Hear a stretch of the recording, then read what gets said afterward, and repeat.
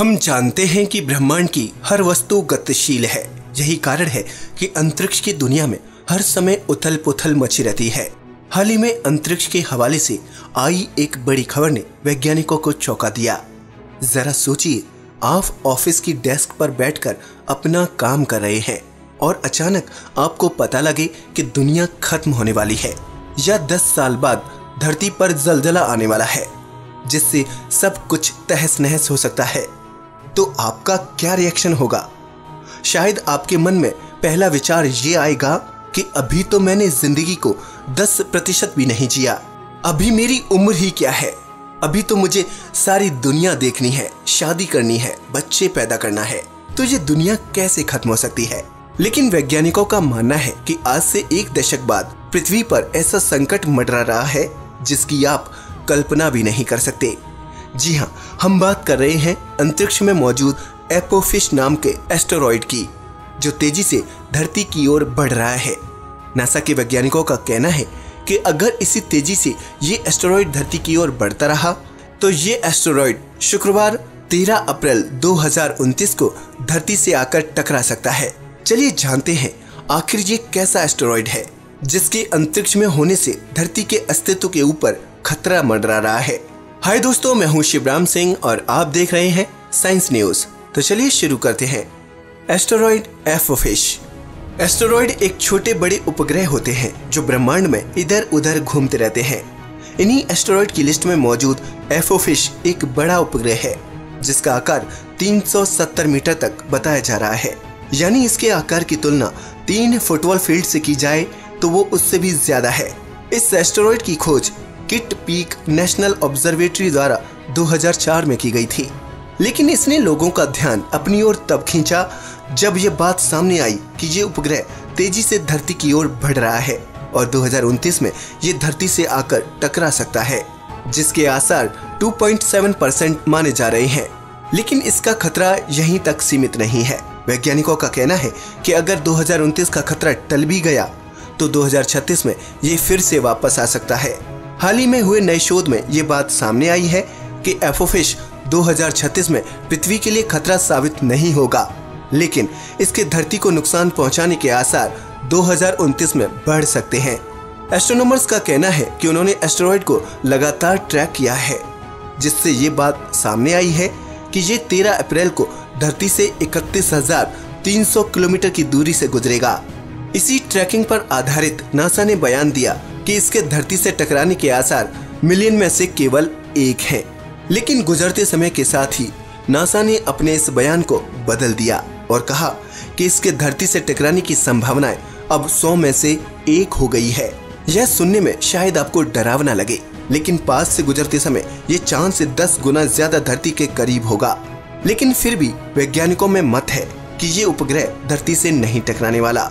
NASA के कुछ अधिकारियों का कहना है कि ये एस्टेरॉइड जियोस्टेशनरी सैटेलाइट्स की तुलना में ज्यादा करीब है, जो 22,370 मील यानी कि 36,000 किलोमीटर की दूरी पर पृथ्वी की परिक्रमा करते हैं। ये इतिहास में पहली बार होगा कि कोई एस्टेरॉइड पृथ्वी के सबसे पास से गुजरेगा। ये इतने करीब होगा कि आप इसे बिना टेलीस्कोप के अपनी आंखों से देख पाएंगे। कहा जा रहा है कि ये पहली बार ऑस्ट्रेलिया के पूर्वी तट के दक्षिणी तट की ओर सदर्न हेमिस्फीयर पर रात में दिखाई देगा। इसके बाद ये अपनी यात्रा भारतीय महासागर की ओर जारी रखेगा। इसकी तेजी इतनी होगी कि केवल 1 घंटे में ये एस्टेरॉइड अटलांटिक महासागर की ओर बढ़ते हुए अफ्रीका को पार कर शाम तक अमेरिका पहुंच जाएगा।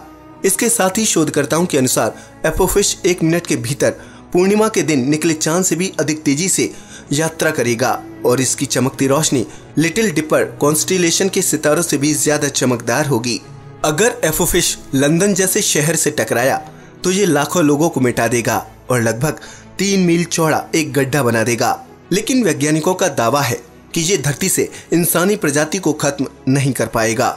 JPL centre for near earth objects के एस्ट्रोनॉमर डेविड फेरोनोकिया का कहना है कि भले ही इसकी धरती से टकराने की संभावना बेहद ही कम हो, लेकिन हम पहले से ही जानते हैं कि ये एस्टेरॉइड पृथ्वी के बहुत करीब से गुजरेगा, जिससे एपोफिस की कक्षा में बदलाव हो सकता है। लेकिन हमारे कंप्यूटर मॉडल ये भी दिखाते हैं कि इतने पास से गुजरने पर एस्टेरॉइड के रोटेशन के तरीके में भी बदलाव हो सकता है और संभव है कि इस बदलाव से पृथ्वी की सतह में कुछ बदलाव आए, जैसे छोटे अवलांचेस यानी बर्फ के तूफान। हालांकि इस एस्टेरॉइड की स्थिति के हिसाब से ये अभी टकराने नहीं जा रहा, लेकिन CNEOS के डायरेक्टर पॉल कोडास का कहना है कि एपोफिस 2000 पोटेंशियल हजार्डस एस्टेरॉइड का रिप्रेजेंटेटिव माना जाता है। एपोफिस के 2029 के फ्लाईबाई के दौरान हम इससे महत्वपूर्ण वैज्ञानिक ज्ञान प्राप्त कर सकते हैं, जो एक दिन पृथ्वी की रक्षा के लिए उपयोग किया जा सकता है। वहीं नासा के जेट प्रोपल्सन लेबोरेटरी के रडार साइंटिस्ट मरीना ब्रोजोविक का कहना है कि इस उपग्रह का ऑप्टिकल और रडार दोनों टेलीस्कोप की मदद से निरीक्षण किया जाएगा, ताकि रडार ऑब्जर्वेशन के साथ हम इस उपग्रह की छोटी से छोटी सरफेस डिटेल्स देखने में सक्षम हो सकते हैं, जो आकार में केवल कुछ मीटर है। अंतरिक्ष में मौजूद इन एस्टेरॉइड्स की स्थिति लगातार बदलती रहती है। ऐसे में कब इनके धरती से टकराने की स्थिति पैदा हो जाए, कुछ कहा नहीं जा सकता। इसके साथ ही एक और खतरा जिसका सामना वैज्ञानिकों को करना पड़ सकता है, वो ये है कि 2029 में ये एस्टेरॉइड धरती के पास से गुजरेगा, तो शायद ये भी हो सकता है कि पृथ्वी का गुरुत्वाकर्षण बल इसे अपनी ओर खींचे। ऐसे में इसका पृथ्वी के वातावरण में प्रवेश करना स्वाभाविक है। अगर ऐसी कोई स्थिति पैदा होती है तो पृथ्वी के अस्तित्व पर गहरा संकट मंडरा सकता है, और ये संभावना सबसे ज्यादा है।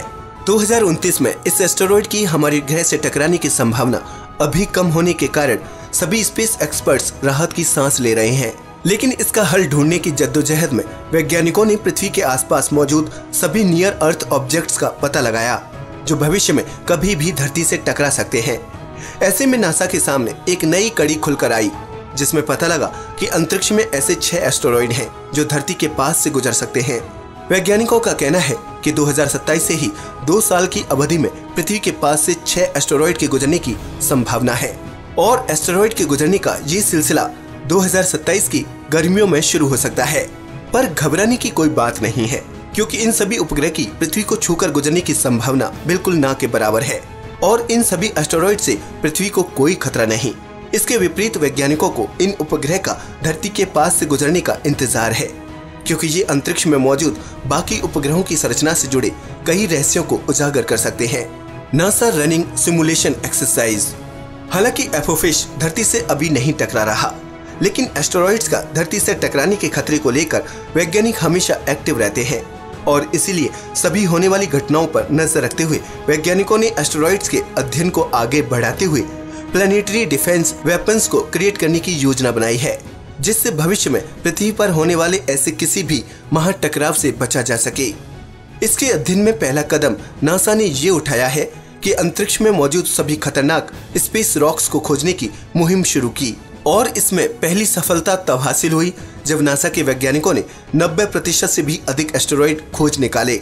इस खोज से ये बात सामने आई कि पृथ्वी के पास के एस्टेरॉइड्स कम से कम 1 किलोमीटर चौड़े हैं, और इनमें से कोई भी चट्टान पहाड़ के आकार जितनी बड़ी नहीं है, और इसीलिए इन नियर अर्थ ऑब्जेक्ट से पृथ्वी को भविष्य में कोई खतरा नहीं।